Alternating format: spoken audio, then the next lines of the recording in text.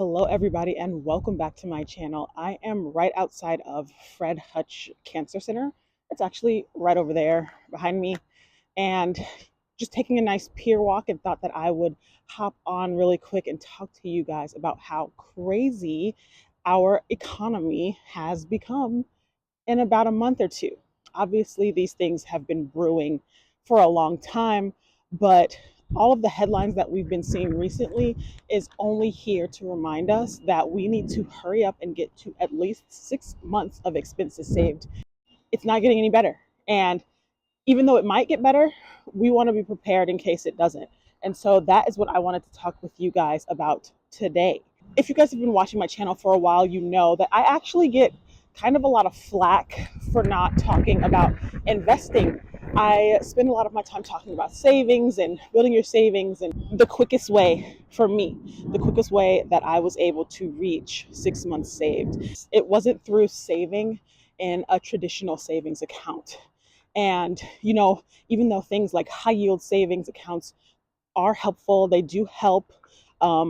It's just not going to beat inflation in the way that we are wanting it to beat inflation in this economy. A lot of people who watch my channel are beginners to investing, beginners to saving, and some of these numbers you guys haven't seen before. If that is the case, you're in the right place. Like I said in my last video, nobody is coming to save us. So here is how I was able to save myself.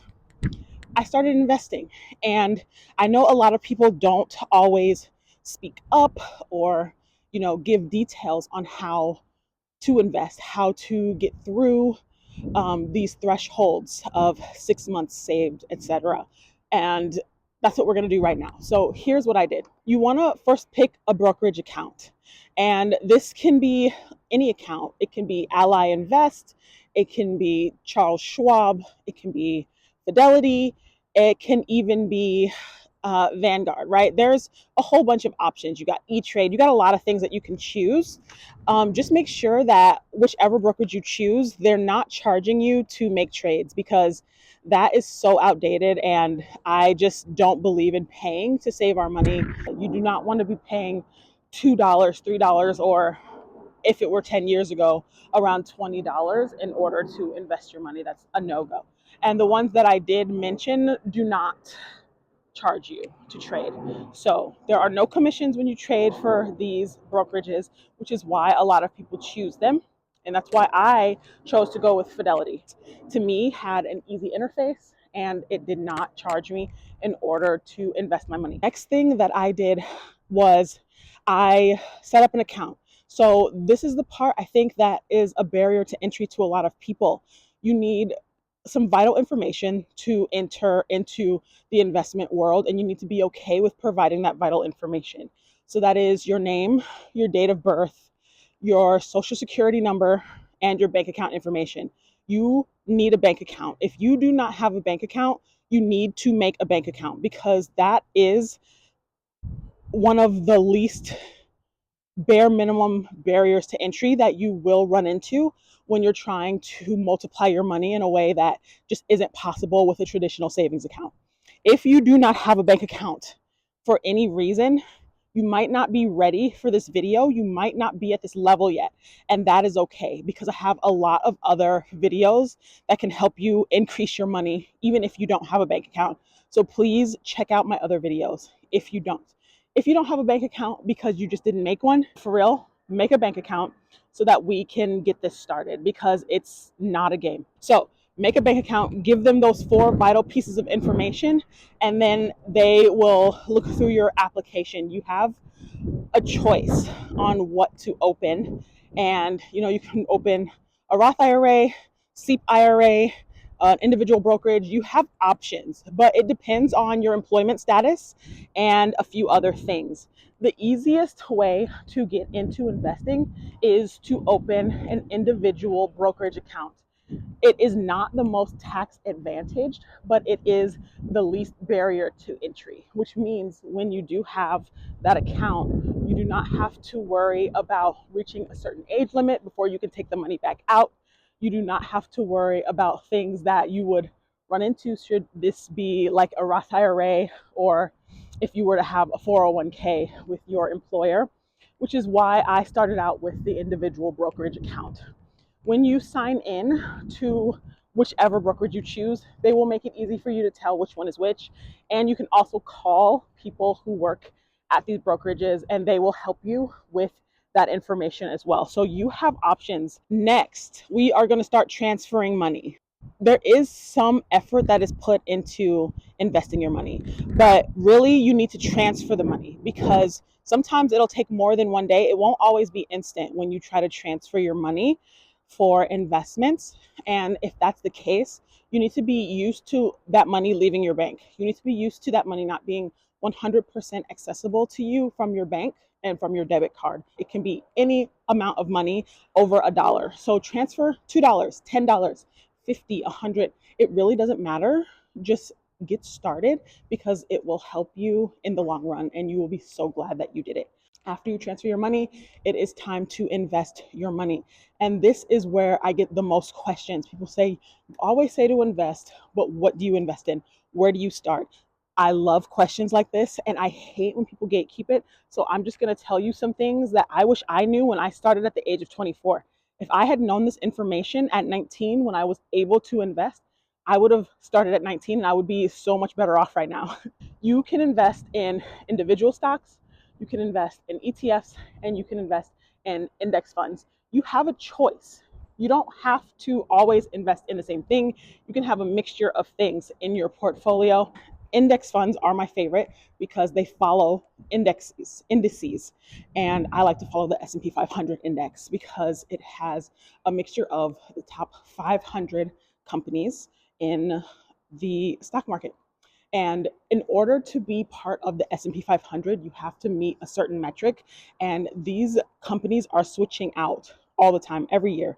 If you're not meeting your metrics, if you're not having good earnings calls, you can be bumped out of the S&P 500 and replaced with someone who is meeting those metrics, which is why I like to invest that way because they're making sure that it's only the top 500. They're not letting just any old company in. And that's what I want to be invested in. That will give me the biggest chance of just protecting my assets from economies like the one that we're in, which is why even though there have been so many days of, red stock days, sell-offs and stuff like that, I'm still able to make money overall. Some index funds that I have invested in and that I like to invest in are VTSAX. That is an index fund that when I first started, there was a $3,000 barrier to entry. So that one, just keep that in mind. There might be barriers to entry to some of these, but there's also ETF versions of these index funds as well. So VTSAX is the Vanguard S&P 500 index fund. And then there is a ETF version of that index fund. So it's a basket of stocks that follow the index, just like that index fund would, except there's no barrier to entry. So instead of having to pay $3,000 in order to buy 21 shares or so of VTSAX, you can spend 200 and I believe around $290, I think, to get one share of VTI, which is the same exact thing. It's the Vanguard S&P 500 ETF. So it's the same exact thing, except you can come in and out of the ETF version. Whereas with VTSAX, because it's an index fund, the calculations happen at the end of each business day. And so if you wanted to sell, say you wanted to put a sell in at 8 a.m., you would have to wait until 4:30 p.m. Eastern time for those calculations to be done and for your funds to be let go. So that's just something to keep in mind as well. So index version, they're both pretty stable, but if you want to come in and out, ETFs are what I used to like to do when I first started. So that is what I like to lean towards so that I can take out my money quick if I wanted to or if I needed it. Another one that I like that I am currently invested in is SWTSX, which is the exact same fund as VTSAX. I put in money every year for this fund, and right now I believe it's at a little bit over $100 per share. When I joined the first time, it was at $58 a share. So imagine those gains, right? I'm sitting at around 300 shares of this. So just imagine sitting on that for the past 8 years and it going from $58 to $101. That is one of the reasons why I believe I've been able to grow my net worth from when I started negative $45,000 to currently $250,000 as of today, this morning. And then, as I said before, we have the ETF version of that, which is SWPPX. It works the same way, except you can come in and out. You don't have to wait for the end of the day to see how much gain or loss you've gotten, because it is not an index fund, it is an ETF. So it has those companies that are part of the S&P 500 index within that basket. I know it sounds like a handful, a mouthful rather, but I promise if you look it up, if you assess your risks, and if you talk to a financial advisor, because I am not a financial professional, remember that. If you talk to one, they will tell you the same thing. So, as I said, before you do any of this, speak to a financial advisor, know the risks, but also know that there are rewards to investing in the stock market. So that is another one. Another one that I like is from Vanguard as well. It is VOO. It's another ETF that has a whole bunch of stocks that are part of the S&P 500 index.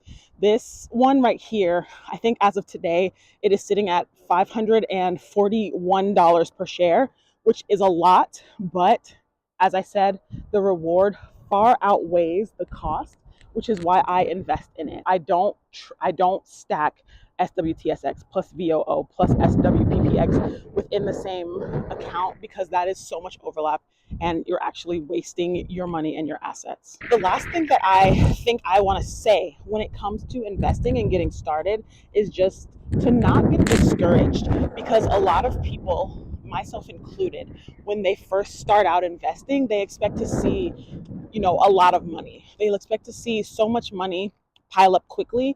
And even though I was able to catch the last 10 years of a bull run for the S&P 500, I did not start seeing good compounding until I was 5 years into the investment journey. So that's from the age of 24 into the age of 29. Honestly, I think that's just a testament to delayed gratification and just being patient, because at the end of the day, you're going to be so glad that you chose to be patient. And a lot of people will say, what's the point in saving $10,000 when within a year you'll only gain 1,000? But you have to remember that that's $1,000 earned just for putting money in there and letting it sit. That's money earned for doing nothing. And it's so much better to see your money grow like that instead of it staying in a bank account and being worth less in 10 years, right? That is the whole point of keeping up with inflation. That's exactly what it's doing. And it's giving you way more than you would get even earning 4% interest in a high yield savings account. So just keep that in mind.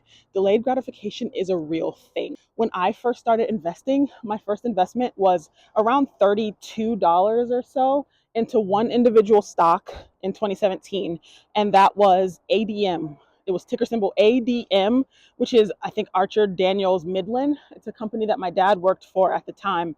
And it was worth $32 and it had a dividend of 43 cents. That was my first investment and I was super excited. So just imagine, I started with $32 and now I'm sitting at over six figures of money invested in less than a decade, all because I was patient, diligent, and just kept doing what I knew was right. So you guys, do not be discouraged if all you have is $5 to start, $10 to start, or even $20 to start.